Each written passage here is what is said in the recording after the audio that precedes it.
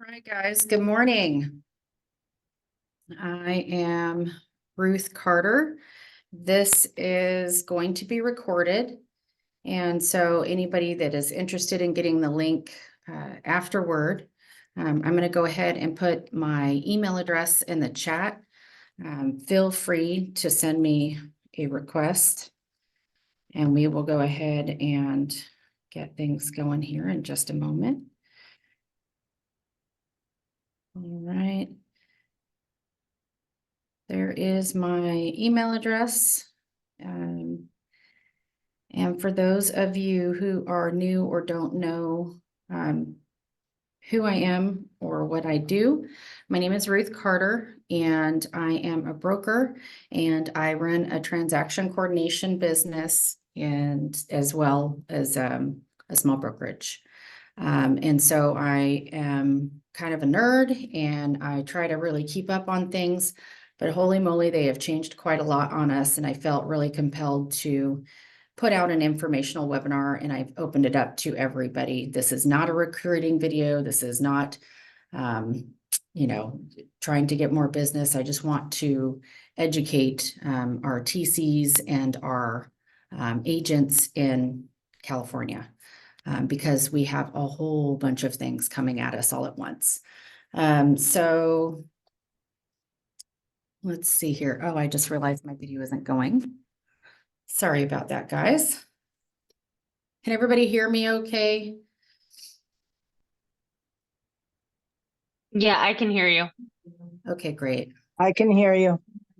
Okay, awesome. Okay, and I'm just going to ask everybody to stay muted, obviously, while we're going through the forms so that, everybody can hear and we don't end up with a bunch of background noise. All right, and so I'm going to go ahead and jump right in. So I'm going to tell you that when you go to C.A.R.org, it is somewhat challenging to navigate in terms of actually finding where you find the forms release. So when you go into your C.A.R.org, you're going to want to look for standard forms. And then when you're on the standard forms, there will be an option for forms revisions and new form releases. This is how you find them. So go ahead and jump in there, and then you'll see June 2024 quick summary. That's what we're going to be looking at today. All right. So these are the new forms that are related to the NAR proposed class action settlement. We're going to have an update to our listing agreement. We're going to have an update to our purchase contract. Avids, a whole bunch of other forms are all going to have updates. But what we're going to focus on today are really just 4 forms. We're going to focus on the BRBC, and that will go in conjunction with the ABCD. And then we're going to look at the CBC and the SPBB. So I'm going to jump right in. So I'm going to click on this link here. And this lets us select, and hopefully, can everybody see my screen okay? Did it come to a big sort of list that says RABS standard forms? No, it's white right now. It's white right now. Okay, does it say Microsoft 365 at the top? No, I just see all documents in the left or right corner. I see that, the Microsoft 365. Okay. Okay, so it's a mostly white screen. Let's see here. We'll just do screen. Okay, so here at the top left corner, it'll say Microsoft 365. This is how our forms preview looks before the forms have actually been integrated into our library, into the C.A.R library. So I just wanted to point that out because a lot of people don't know how to find the forms. I highly encourage everybody to print out the BRBC, print out the ABCD, print out the CBC, and print out the SPBB. And I'm going to tell you why you should never use the SPBB in its current iteration on this webinar today. Okay, so we're going to go ahead and start with the BRBC. And it looks like they made some more changes to it yesterday. So as you can see, everything in red is a change. So they have done a complete overhaul on this form. And what they've done is they've taken it and made it look in the same format as our purchase contract. Can everybody see the form okay? Just, I worry about toggling back and forth if you guys are able to see it okay. Okay. All right, so yeah, we are just going to kind of read through it. Why is this form super important? Well, let me tell you, this form is a standalone contract. This is not something that you have to attach to your purchase contract, meaning that you could have a separate buyer compensation agreement. It does not have to be, attached to your contract. So I just want to make sure that people understand that. I went through a question and answer phone call with C.A.R Legal. So that's where I'm getting my information in case anybody is wondering. I am a broker. I have been in real estate for more than 20 years. I have C.A.R Legal on speed dial. I really am just trying to make sure that things are done correctly. So let's dive into the form. So the first thing to really note, you'll see this little star, this little asterisk. The maximum representation period allowed is 3 months from the date of this agreement, unless the buyer is a corporation, limited liability company, or partnership. Agreements exceeding the maximum allowed are void. Don't void your agreement. You must, with any contract, have a beginning date and have an end date, and it must follow the guidelines on this form if you're using this form for your buyer representation. That being said, there may be other variations other brokers may come up with, and that would be an entirely different review. Obviously, this is our C.A.R form, and so you can only do it for a 3-month term. All right.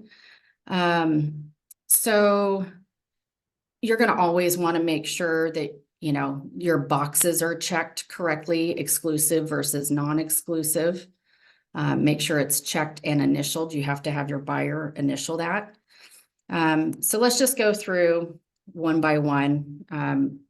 I had an agent the other day that didn't put a beginning date, didn't put an end date, and then put an additional commission amount that she wanted to have the buyer pay. And she didn't understand that the way that the current form is, not this form, the way that it's laid out, it states very clearly that anything that the seller pays comes out of that dollar amount, and the buyer is only obligated to pay the remaining balance. So make sure that your dollar amounts are correct. Again, if you're intending for this to be a standalone agreement and not attached to your contract, make sure that the dollar amounts coincide with what you really want to be getting paid overall, including anything from the seller. And we'll go over why that's important. So yes, type of representation, make sure your boxes are checked here in item 2A2. You always want to make sure that you have an exclusive agreement. Obviously, there may be situations where buyers don't want to sign an exclusive agreement. Maybe it's specific to a property, which brings us to 2B. Okay, you're going to, by default, it's going to be set for a single family residential, including condos and manufactured homes. And if it's going to be any other kind of property, you would check the appropriate box: multifamily residential, 2 to 4 units, 5 or more industrial, vacant land, commercial, etc. Okay, location. Location is really important. They're really trying to kind of put you in a box. I would suggest really making a wide area. Maybe in the Tri-County area, or depending what county you're in, I would suggest putting more than one county, and making sure that you're your interests or your agent's interests are protected. Okay, Ruth, may I ask a question about the counties? yeah, of course. So if we put it under the counties, we don't have to split, you know how like Sacramento has like, we just put Sacramento County, we don't have to put like Citrus Heights, North Highlands, like I could just generalize. Exactly. Okay. Exactly. Yeah, and that's to protect you, because if you get too specific on this form, and say you've been working with the buyer for 2 months and you've been shopping hard, and they walk into somebody else's open house in Sacramento and you've got Citrus Heights on your agreement, they can write an offer with that agent. Mhm. There is nothing that is holding them to your contract. It's void. Okay. And then So- after 3 months, we have to do a new one if they're still looking. Or you do a modification of terms, Okay. extending it.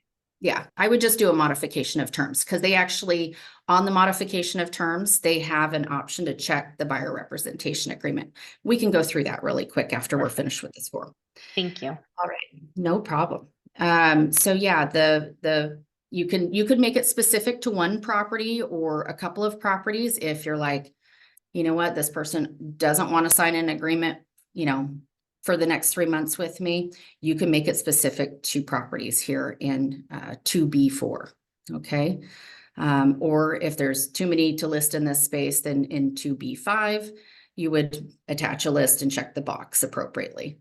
Properties that are excluded from representation could be the similar situation. Maybe the buyer had looked at some other properties with another agent. Obviously, you don't want to be on the hook for procuring cause and having to pay somebody else's commission.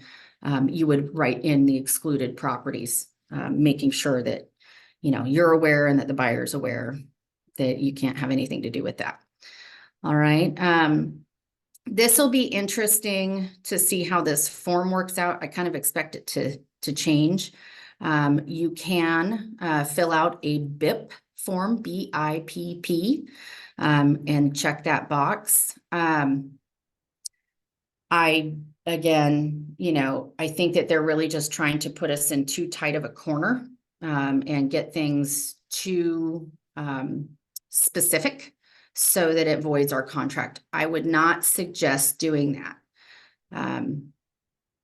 That's my personal take on it. So on the BIP form, we can briefly go through it, but basically it'll say, you know, do you want 4 bedrooms? Do you want 3 bathrooms? You know, you're actually filling in the blanks.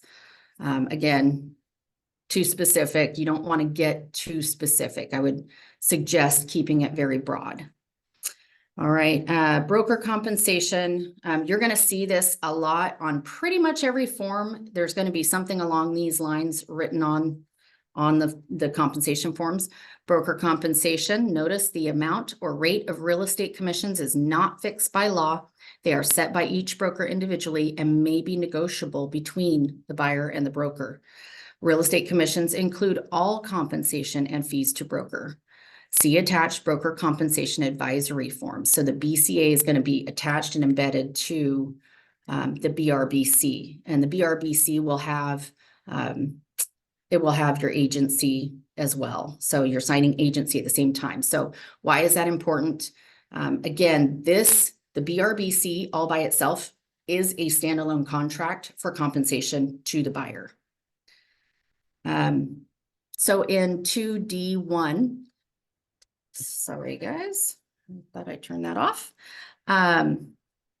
The amount of compensation. This is probably the most important part of this form. And I want to point this out. I'm going to flip between a couple of forms here in a minute. So the amount of compensation, there's a spot to put % of the acquisition price and, right, and then it has a blank. Why is that important? Well, maybe you prefer to put a certain % of compensation in there, right? For me, myself, on the last 3 that I've done, I've put in a 3% commission. So in essence, what I've done is I basically have told my buyers, look, I'm worth this much, and this is what I'm going to get. And I can put my broker fee in here. I could put my TC fee in here. You know, there's an option to offset some of the costs that we have, right? And then you could come up with a, you know, more complicated compensation schedule, and you could check this box that says pursuant to the compensation schedule attached, which is incorporated herein. That's entirely between you and your broker or your agent and their broker. So, you know, pay attention to that. Again, this entire commission that you put on the buyer representation agreement, I cannot stress it enough. Whatever the seller is paying is to be deducted from this. So don't put only the amount that you're expecting from the buyer, because it will potentially go sideways on you. And you don't want to end up in a negative where you could have been making more money, right? Or your agent could have been making more money. So my suggestion is to put in whatever you feel like, you know, you're worth or your agent is worth, and explain that to them. And then, you know, any additional costs like administrative, you know, auditing, whatever.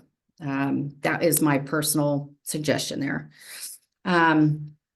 Payments from third parties. So this is where we talk about in 2D2, payments from third parties shall be credited against the buyer's obligation to pay broker. Broker shall not receive any amount in excess of paragraph 2D1 unless that amount is modified in a subsequent written agreement between the broker and the buyer at the time the overage amount is known. If broker has a listing agreement with the seller, see paragraph 4F. Okay, so again, just reiterating, anything that the seller is paying is coming out of this total amount. So if you expect to get compensated, you know, an additional $2,000 and, you know, X%, you have to write it on there. Otherwise, you're not going to get it. All right, so then there's 2D3, continued right to payment for the broker involved parties. So if this agreement is canceled prior to the ending term, you could put an extension on there for payment. I personally would put 365 calendar days from the period of representation.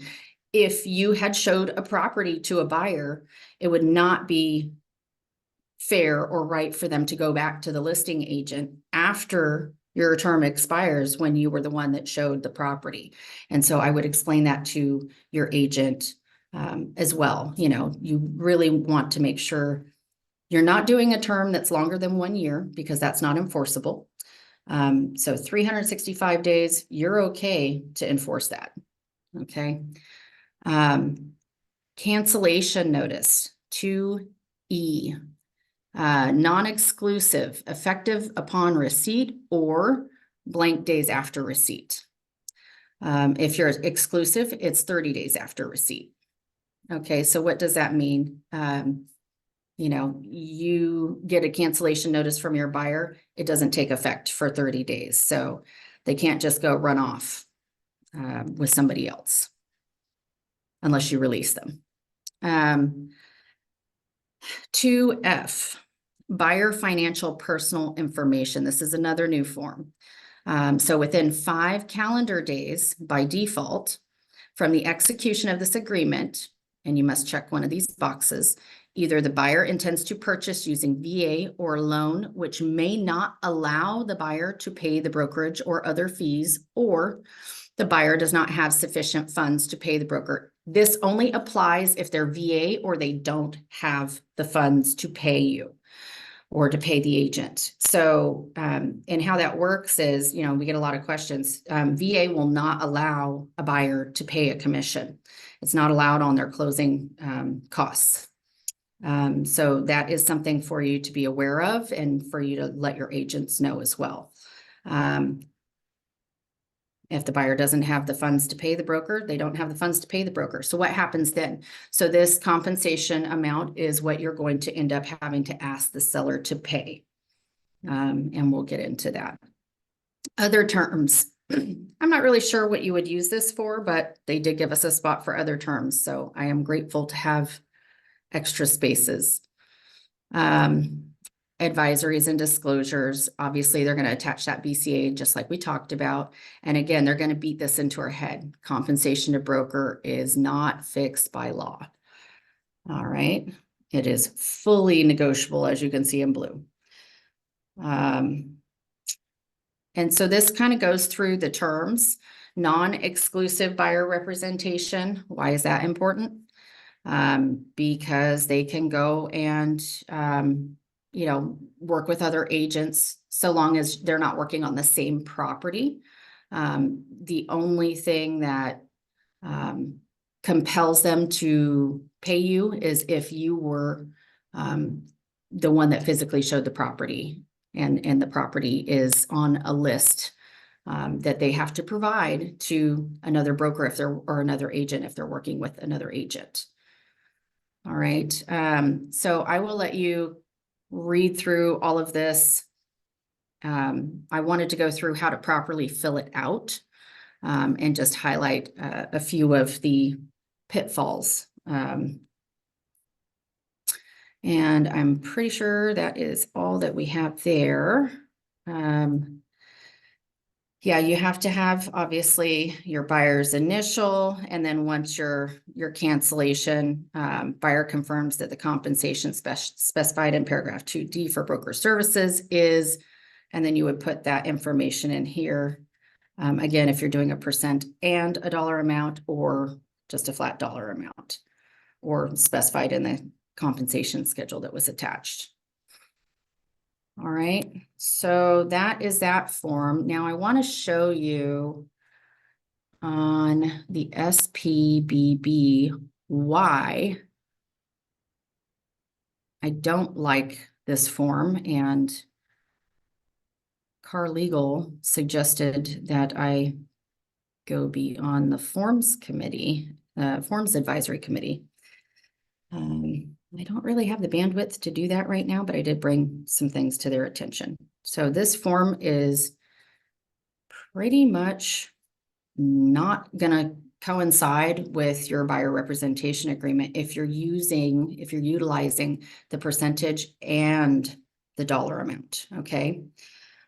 So I personally suggest not using this form, because what this effectively will do, if you had a buyer representation agreement for a certain percentage, and then you had a certain dollar amount on there, you would be entitled to both of those amounts. On this form, this effectively takes you down to one or the other, right? You could put in here the dollar amount of both, but since you're attaching this to your offer, then you're really just kind of putting everything back on the table. If the seller's already agreed to pay X percentage and the buyer's already agreed to pay X percentage and dollar amount, there's really no reason to use this form. Okay, so I just wanted to point out that this could effectively give you a pay cut. So Quick question. For that form, we don't have to put it with our offer. Like if we call the agent and they're like, oh yeah, they're compensating, how do we know? I mean, we're just hearing it from them. That's what I'm going to go to next. So I'm going to show you the form that you should use. Okay. So that is the CBC form. Okay. Let's see here. Here is the CBC. CBC form is not a new form, but they have done some really good revisions to it that do line up with our compensation agreement for the buyer representation agreement. So obviously the things in red are what has changed. So I'm going to kind of skip down your number one, you're just filling out your basic information. Number two, when it says buyer's broker, you're putting in the brokerage name, you're not putting in the agent's name, and then the buyer's name. Number three, we'll get into. So seller's broker agrees to pay buyer's broker compensation in the amount of, and then they have a percentage of the selling or leasing price or a dollar amount, right? This agreement is contingent upon the buyer and the seller entering into a purchase agreement or lease for the property, and the buyer's broker being confirmed as the agent of the buyer. And for a purchase, the parties closing escrow pursuant to that agreement. So it's just saying everybody's got to agree, right? So this is confirming what the seller is going to pay. Okay, and other terms, here is where it helps us, right?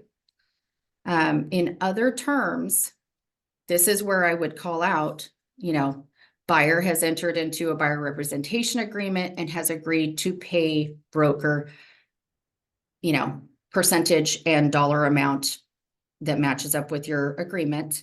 And so then it's disclosed on this form, and the seller is aware that the seller is only compensating as much as they have agreed to.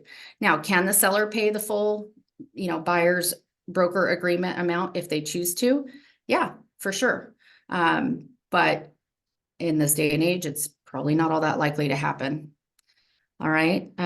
So if this CBC is offered by seller's broker, only valid if signed and returned prior to or with the buyer's offer. So meaning that if they don't return this form, they're not agreeing to it.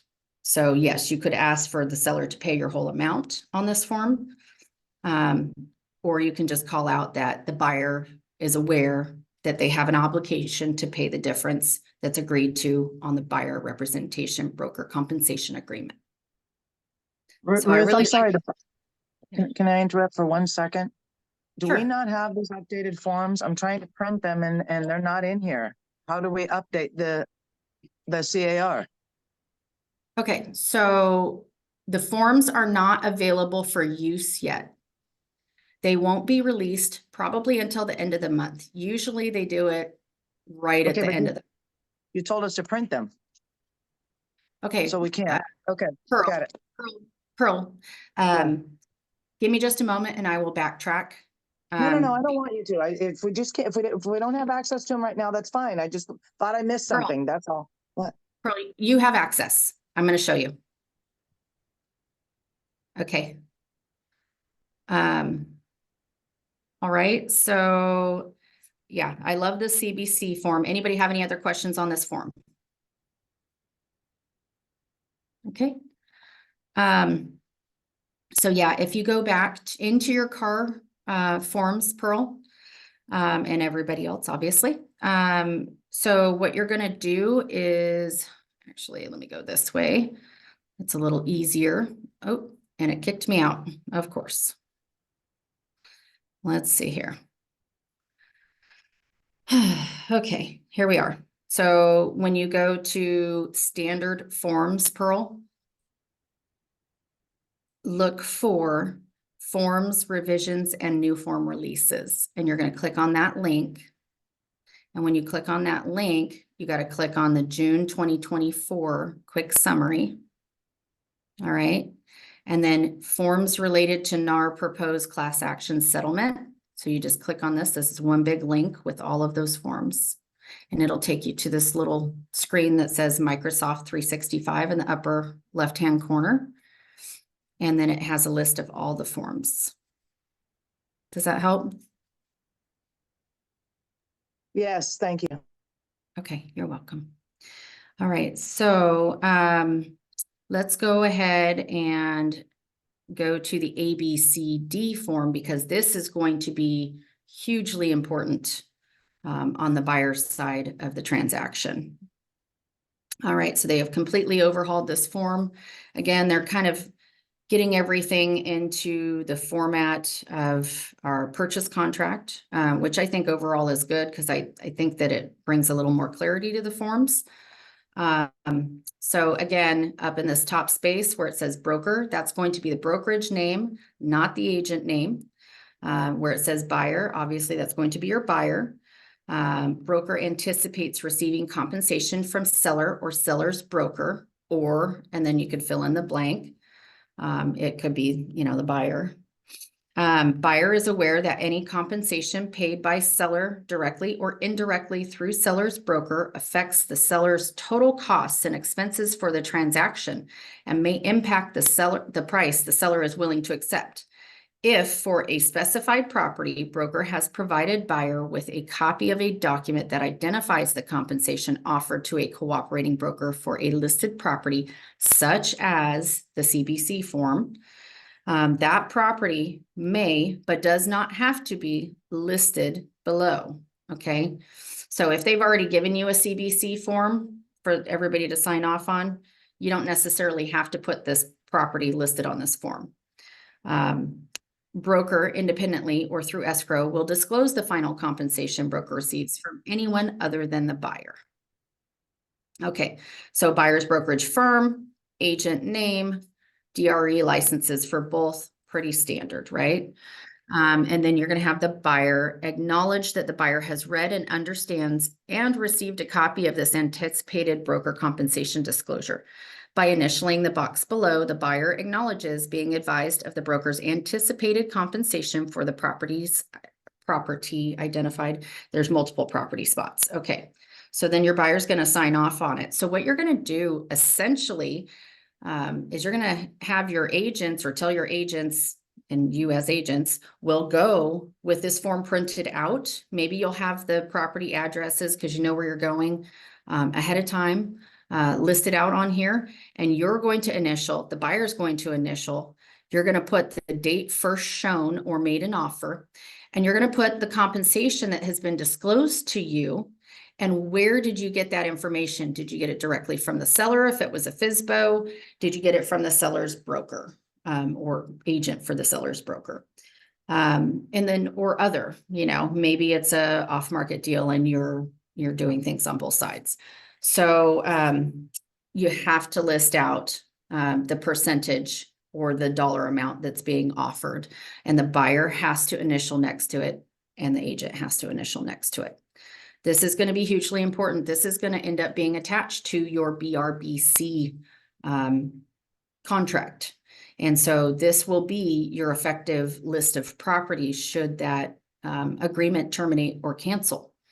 And so you really want to make sure that you're keeping accurate records. So I would just suggest that, you know, all of the agents print out these forms and just have them with them, ready to go. Anybody have questions about that form? Great. Okay. So I'm going to go back in here and we're going to touch on the BFPI and the BIP form. All right. Buyer financial and personal information. Oops. I might have gone a little too close on that one. All right. So this is a brand new form for us. So we'll just kind of go through it. Obviously, you're going to put your buyer's name, the brokerage name, and whether you have or have not entered into a buyer representation agreement, dated when and beginning on what date. So the dated is the date that it was created, not the date that it was signed. Beginning, it's whatever the beginning date is in your agreement. Okay, so kind of like we do with our RPAs. Buyer and broker agree that it is beneficial for both if buyer identifies in writing buyer's financial condition and personal information that broker can use in assessing and identifying properties that may be satisfactory to the buyer.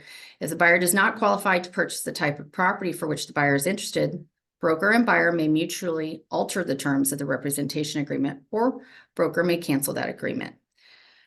Property financing, amount of deposit available. Why is this important?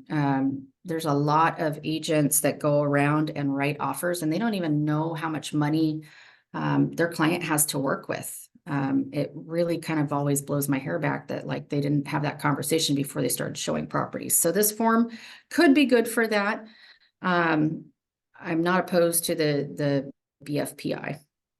All right, so the amount of down payment available, the deposit, the source of payment, deposit and down payment, savings, retirement account, gift, loan assistance program, sale of existing property, already sold, already in contract, not listed yet, right? If they're doing a contingency. One good thing that is also coming down the pipe, I don't think it's taken effect yet, for gift funds on transactions. The gifter is no longer required to provide bank statements. So I'm not sure when that takes effect, but that is a new rule, either just came out or is about to. So that'll be good. Amount of additional funds, and going back to that, you know, I always encourage agents to have buyers or their gifters directly wire from their bank account to escrow. And the reason is, I'm They're sorry. supposed to. Yeah. Aren't they yeah. supposed to? Well, it's by default on our contract. Oh, okay, because I thought from the lender, they have to, if they're with a lender. No, No, they Oh, don't. okay, I thought they did, okay.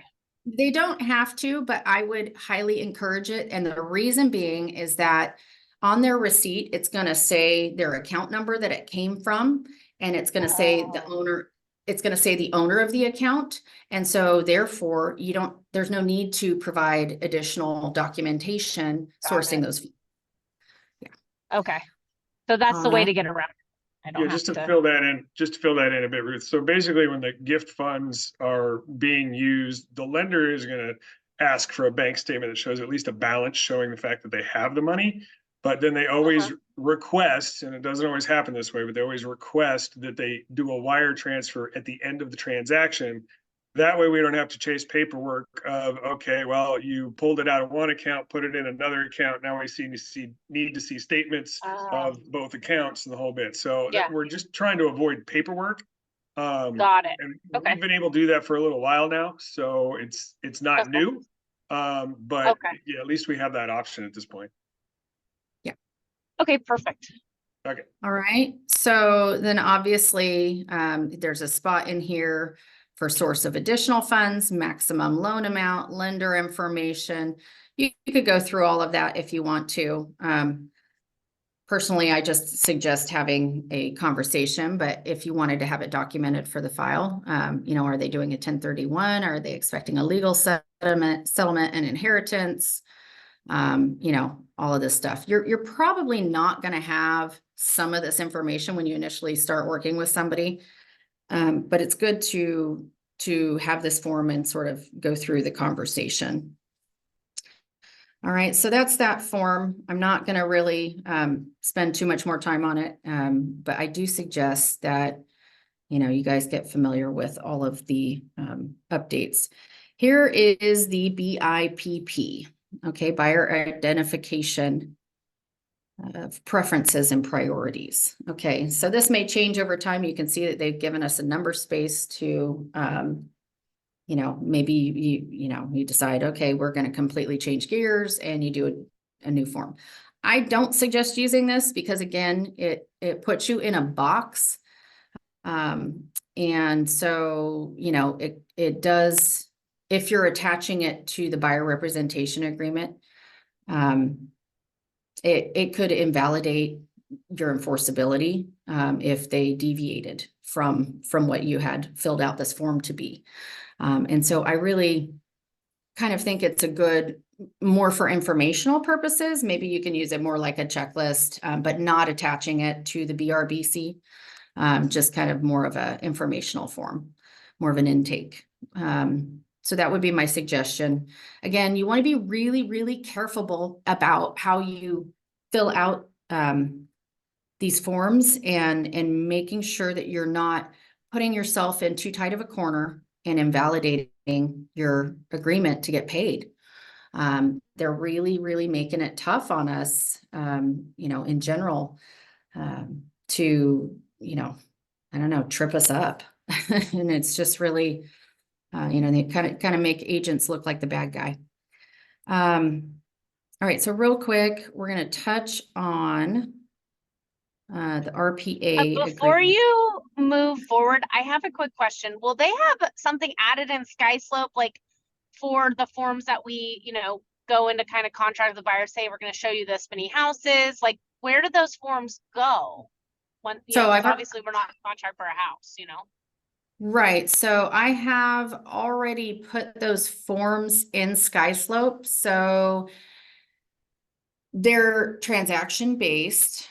You can email them into the general documents mailbox, and I will send you that email address, Nicole. I'll send it to you directly. Okay, so I mean, I work with Candace Culp, so she'll have a spot on there to drop them in, or will we just need to add it to the file through email then for you? So you would just email it into the main email address. So Okay. we have a documents sort of email that just drops them in SkySlope. They're not assigned to a file. And then that way that Okay. keeps brokerage compliance for anything that's signed. Perfect, thank you. No problem. All right, so I'm going to, oops, I tapped the wrong thing. Sorry, guys. So I'm going to go to our residential listing agreement because that is also one that is going to the same format as our purchase contract. In terms of the listing agreement, the items in this paragraph are contractual terms of the agreement. Reference paragraphs provide further explanations. This form is 7 pages. Seller is advised to read all 7 pages. Okay. So again, first thing to note, this is a standalone contract. If you don't have a start date and an end date, it is not enforceable. Okay. So very first thing on here, and please make sure you're getting APN numbers on the forms, because there may be more than one address, and there can be APN issues. So always verify that. All right. So the listing period, beginning and ending, right? You can do these for up to 24 months. And so I generally suggest doing it through the end of the year, just to keep things current. A lot of times people don't want to sign things that are longer than 3 months, but we've seen quite a lot of things are hanging out on the market a lot longer. So I would, extend it out as long as you see reasonable with your seller. Property specific listings. Is this a manufactured home? Is this a probate, conservatorship, or guardianship? When you check these boxes, obviously it will pull in these forms automatically for you to fill out with the listing agreement, and they become attached. Compensation, here we go. They're beating it in our head again, right? It's always fully negotiable. Compensation to seller's broker, only the seller side of the transaction. Okay, only. Why is that important? Because it used to be, right, that we would put our total amount up top and then subtract out down below what we were paying from that total amount. So this is only for the listing side compensation, and you can do, once again, a percentage and a dollar amount or just a flat fee. Okay. Applicable only if checked. Optional additional compensation for seller's broker to offer to the buyer's broker.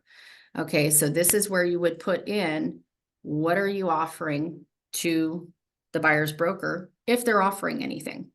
And they need to know that it is negotiable, that they don't have to offer anything. And obviously, in our world, the conversation would probably go something like this. You're going to shrink your pool of buyers if you're not offering compensation. And that probably isn't going to get you the most money overall if you're not marketing to all the buyers that are available that are looking in that price point. So additional compensation to the seller's broker if the buyer is unrepresented. So in addition to this dollar amount that you've got for your listing commission, what are you going to charge if you are in a dual agency situation? I'm going to tell you that they are working very hard to take away dual agency from us. I would suggest that you make sure that you have this filled out as well, or that your agent has this filled out as well, in the event that they are allowed and do dual agency. If the same individual agent represents both seller and buyer, the total combined compensation shall be C1 and C2. Okay, so this is the list price and then the offer amount. Or you can change it to a different percentage. So maybe you would, give them a discount. That's entirely up to you. So dual agency, I just want to make sure that everybody understands, dual agency can happen two ways. Dual agency can happen when it's the same agent representing both the seller and the buyer, or when it's two different agents at the same brokerage. That is dual agency also. So that is why this is called out separately. Okay. Everybody understand? All right. Total compensation to brokers unless otherwise agreed in writing, seller shall pay broker. And then it just kind of gives the breakdown of how it's all added up. Okay. This is really for the seller's benefit. Continuation of right to compensation for broker identified prospective buyers. So you brought some buyers in and maybe your listing agreement has canceled. I again would put the maximum term 365 calendar days after the listing period or any extension, to make sure that your work is paid for. So seller obligation to pay previous brokers, previous listing broker, compensation to above broker if owed, if the property is transferred. If they had given, just like if you canceled, you would give a list and like, if any of these people buy the house, I'm entitled to compensation. So if they've, canceled with another broker and you've picked up the listing afterwards, you're going to want to make sure that you get that information. Because again, you don't want to be on the hook for procuring cause and having an issue with compensation. All right, optional seller concessions. Obviously, you have to make sure you check these boxes if, they're going to apply, okay? Seller authorizes the broker to put in the MLS that the seller is willing to consider offers asking for concessions with an amount up to % of the purchase price or a flat fee. So now they're going to be authorizing us to put in the private remarks that the seller is willing to consider offers asking for concessions with either check the box, a percentage or a flat fee. Why is that important? Well, we're going to end up in a situation where a lot of listing agents might not be answering the phone. And so it's going to be harder and harder to get the compensation. I think that the MLSs are going to work hard to make sure that it's transparent and make sure that they're, again, just beating into everybody's head that commissions are not set by law and they are negotiable. But still allow you to be able to advertise it in some way. We don't know what that looks like yet. I am in contact with a fellow by the name of John for MetroList in Northern California. And he has assured me that he would let me know as soon as those changes are going to take place. The NAR class action settlement effective date, I believe, is August 17th. And so all of these MLSs are, of course, going to be changing things prior to that, making sure that they're kind of working out the bugs in our new processes and the way that we advertise or don't advertise on co-op commissions. All right, items intended to be included and excluded, obviously, same as what our listing agreement was before, leased and liened items, all of that. Property will be marketed in the following MLS. Here's the primary MLS, any others that you might be putting it into. Coming soon status. Obviously, this is pretty straightforward. Public marketing to begin the beginning of this agreement by default, or you can do a delayed on market date, right? Or if they don't want you to put it in the MLS, I don't know why they would do that, but you could do that. Property listing will be placed in the MLS within 1 business day of public marketing, clear cooperation, or clear cooperation does not apply to the listing. So meaning that clear cooperation is a policy that most of the MLSs have. And Heather has raised her hand, so I'm going to go ahead and take that question. Yes. So on F3, is this getting away with the SELM if we're, we're delaying putting it on the MLS? Yeah, I mean, you could just simply put A date an instead of on having market the date. SELM? Oh, Correct. that's good Yeah. news. Okay, thanks. Yeah, no problem. And let's see. Sorry, I forgot what I was talking about. Oh, the clear cooperation policy. So most MLSs across the nation are owned by the local realtors associations.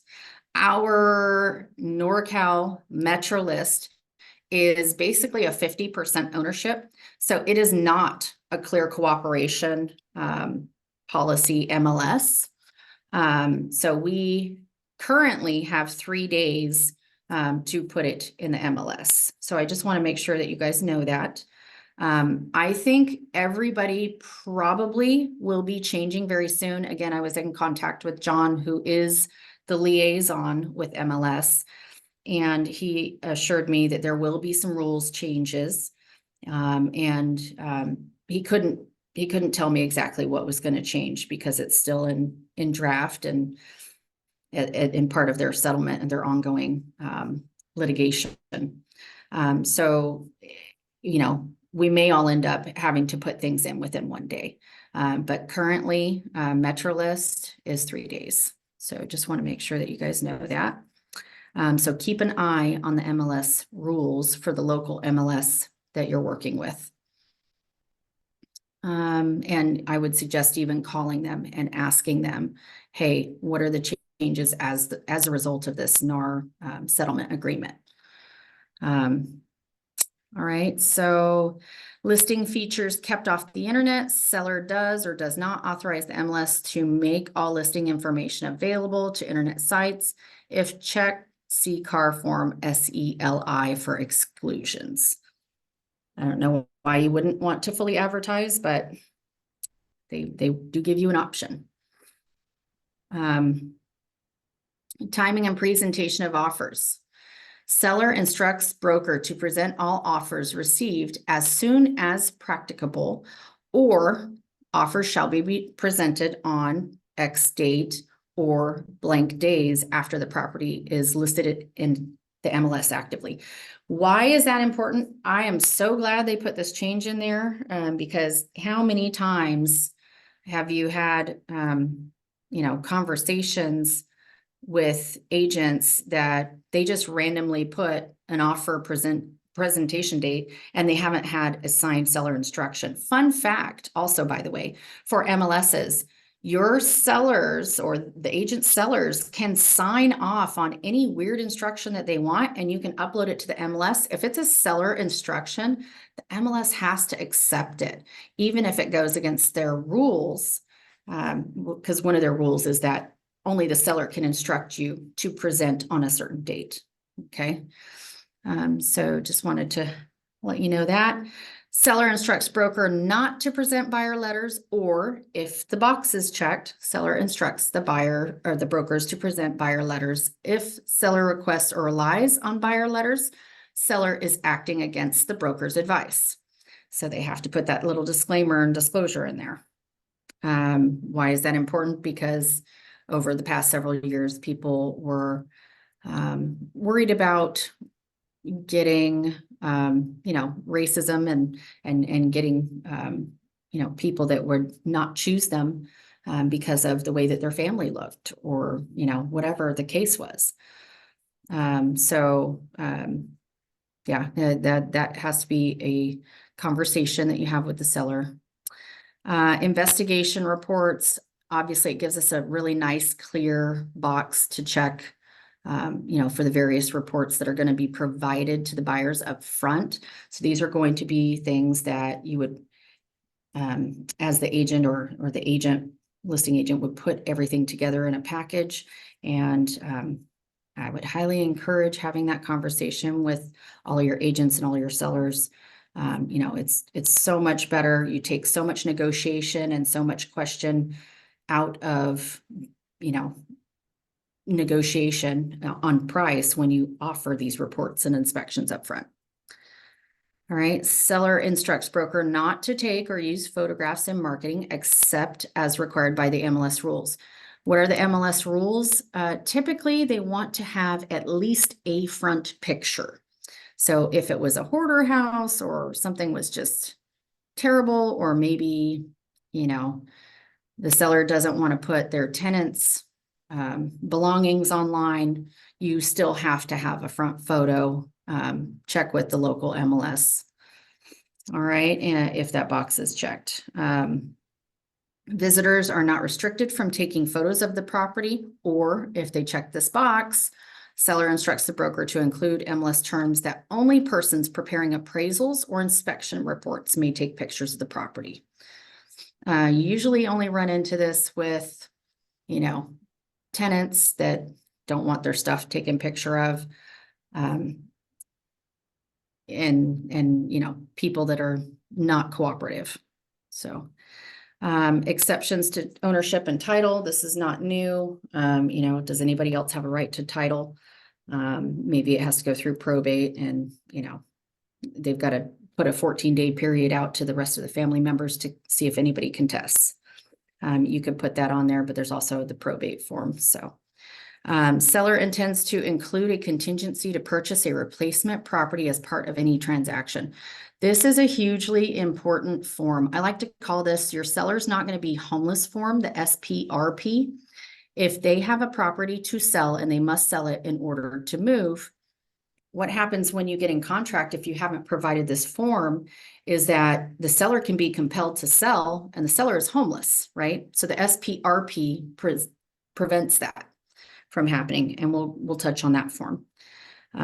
Owner can opt out of the key safe lock box or sign, and you can write any additional terms in here, such as, you know,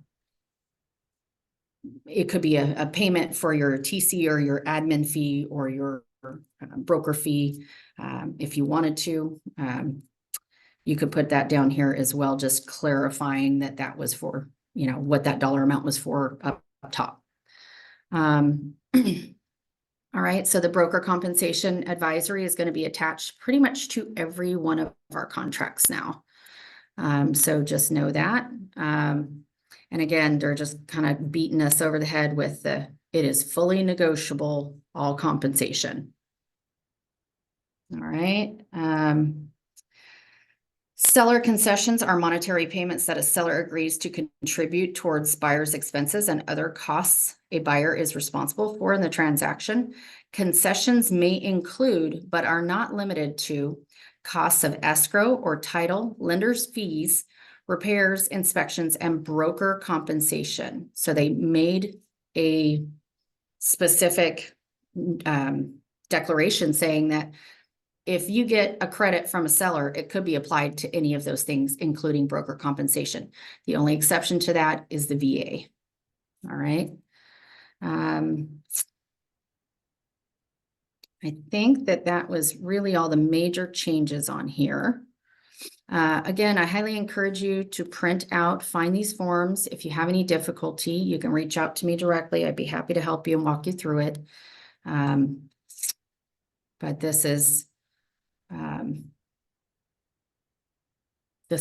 very important. We need to know how to fill out these forms and make sure that we're not missing out or shooting ourselves in the foot. All right, unrepresented buyers. Well, let's start with showing properties. Seller acknowledges that real estate brokers must have a representation agreement with a buyer before showing properties to that buyer. So that's across the board. If you're showing properties, you need a buyer representation agreement. Seller consents to the broker entering into a buyer representation and broker compensation agreement with a buyer, and that by doing so, the brokerage company will become a dual agent representing both buyer and seller.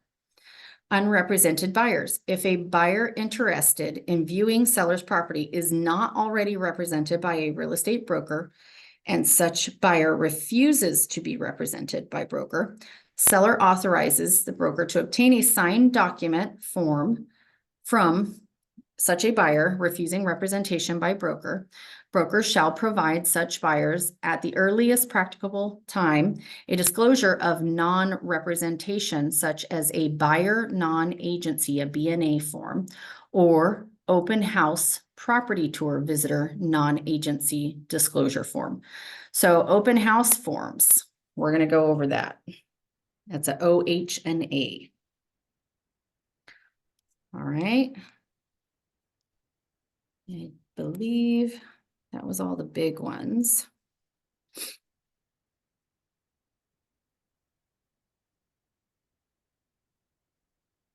All right, so we're going to go to OH&A. This is a brand new form, so this is going to be kind of our new sign-in form for open houses. So you have the property address at the top, the real estate agent, and the broker, and the date. Visitor intention to view property. Agent is holding an open house or conducting in-person or live virtual tours of the property identified above. Visitor is interested in viewing the property. Agent agrees to show the property to visitor on the following terms and condition. Agent does not represent the visitor unless otherwise agreed in writing. Agent is not working with and has not entered into a representation agreement with the visitor that would apply to the property. Communication with agent at the open house property tour for the benefit of the seller. Any communication or sharing of information that the agent has with the visitor during the open house property tour regarding the property is for the benefit of the seller. All acts of the agent at the open house / property tour, even those that assist the visitor in deciding whether to make an offer on the property, are for the benefit of the seller exclusively. Communication with the agent are not confidential. Any information that the visitor reveals to the agent at the open house may be conveyed to the seller. If a visitor writes an offer on the property through agent at that time, agent will disclose if agent and agent's broker represent the seller exclusively or both the seller and the visitor. So meaning that, do you represent both sides as an individual agent? And, you know, obviously, would it be a different broker? So maybe, you know, you get a phone call from somebody that says, hey, I want to hold open your listing and I'm with a different company, right? So you have to disclose basically at the time if you're going to write an offer, if you are working only with them or if you are a dual agent in any fashion. Okay. If visitor wants to be represented by the agent holding the open house, the visitor should sign a buyer representation agreement or limited property representation agreement with the agent holding the open house. I would highlight that during an open house. If visitor is in an exclusive relationship with another agent, this is not intended as a solicitation of the visitor. All right, guys, so that's that form. And now I want to go to our purchase contract so we can just touch on some of the things that are changing here. Basically, they're just really adding in insurance, a little bit of verbiage for solar panels and propane tanks, optional wildfire disclosure report. I'm going to tell you that really the only optional wildfire disclosure report is Fortress Fire, and that's owned by the insurance companies. And I would personally stay away from that because it will kill your deal. They take a satellite view, they charge $100, they take a satellite view, and then they tell you it's going to cost, you know, X amount of dollars to clean up the property and get it fire safe. And it's really just kind of a bogus report, in my opinion. So yeah. And then I think it's really just kind of cleaning up language about, you know, insurance is now a contingency because we're having such problems with insurability in California. They have new verbiage in here for balconies and exterior stairways. Basically just figuring out who's responsible for that. May I ask a quick question about the Fortress Fire? I thought that was required as of January 1st. It's not required? No. So here's the thing. So different areas have different fire severity. And so for properties that are located in very high severity zones, you have to do an AB 38 inspection. And what that is if it's within a city, it would be from the local fire department. If it is not located within a city municipality, it would be CAL FIRE. And so then the AB 38 currently through CAL FIRE is a free inspection where they come out and they say, okay, you know, you don't have pine needles on your roof. Make sure, you know, your firewood is covered with a flame retardant cover. You know, make sure you don't have any brush touching the house. And they'll give you a map and a one-page report. So yeah, AB 38 inspection is what you need. That is what is legally required. And if you have any more questions about AB 38, I'm going to say the best place probably is the CAL FIRE website. And make sure you're not going to CAL FIRE Forestry, because that will be a different map. So you can put in an address and you could see the high fire severity zone. I'll just kind of show you this because it just happened to me. If I can think of the name of the street. Well, in any case, I pulled up the forestry map and it was not showing it was in a fire zone. But when I pulled up in the natural hazard report, it pulled up the right thing. So depending on what natural hazard report is that you're using, they should all have an AB 38 insert. And let me see if I can pull one up for you real quick. Sorry.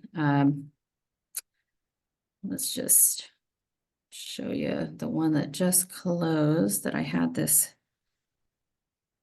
issue with. Here it is. All right. NHD full report. Okay. Did the NHD pull up for you guys? Okay. Can you see that? Yes. Okay. So this says this property is located in a very high fire hazard severity zone. Okay. So that's the reason that we rely on these natural hazard reports. Oh, and now my computer is spinning. Sorry. It's not moving on us. I think it wanted me to do something else. So Fortress Fire Avoid.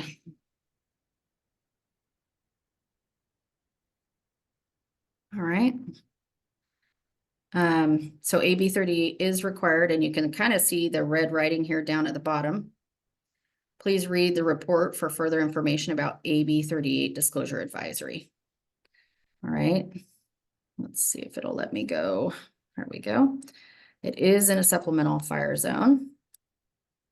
So all of that is true. Let's see. We're going to click on the blue hyperlink that says it's in a very high fire zone. And actually there's a hyperlink to go. No. Okay. So there's a hyperlink directly for Ready for Wildfire, where you can pull up the address and just confirm with CAL FIRE that it needs an AB 38 inspection. So it should be in every NHD that you pull on a property or that you receive on a property. If you don't have that, you probably should use a different disclosure for your NHD, a different company. Okay, I don't know why my computer has frozen now. All right, does anybody have any questions about the buyer representation form? Any of the forms that we went over today?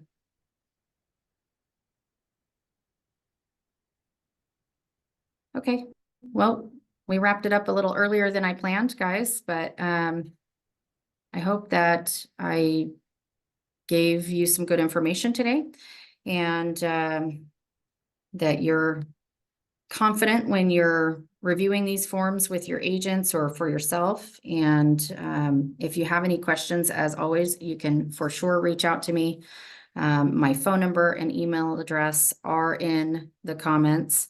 If you don't have them, feel free to jot them down. And I hope you all have a wonderful day.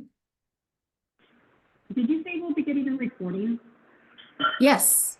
Yeah, I will, Thank you. I will. Yeah, so if you want to send me a message, I don't know if you were on the TC group. I will be posting the link back in there. Thank you, Ruth. Again, you are amazing. I appreciate you. I'll talk to you soon, doll. Okay, have a wonderful day. Bye, Talk to you soon, guys. darling.